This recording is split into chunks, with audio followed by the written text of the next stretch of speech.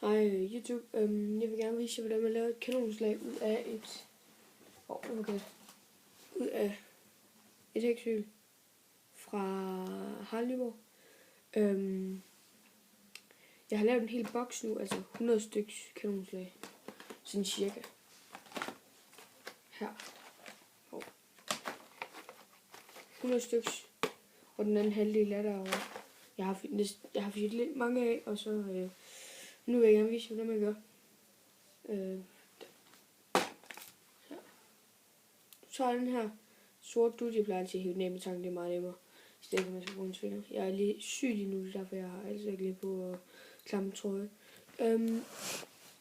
Og så tager du toppen her, kvæser den flad, lidt opad og lidt nedad. Og trækker lunden ind til siden, og så presser du igen. Alt det du kan. Og så, fint, så har du gjort det.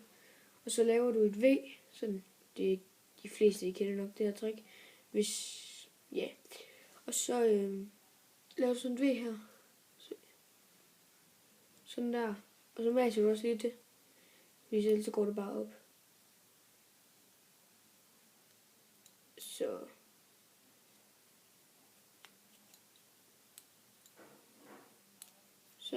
maser du den derinde, og så putter du noget tape på. Og lige meget hvilken tape på. Bare det ikke går i stykker, når det kommer på. Sådan en lille stykke er det nok. Og så putter du den her op. Og så der. Og der. Og der. Og der. Og så videre. Og så putter du bare resten den. Så er du faktisk færdig. Og så maser du lige herinde på midten. Lidt.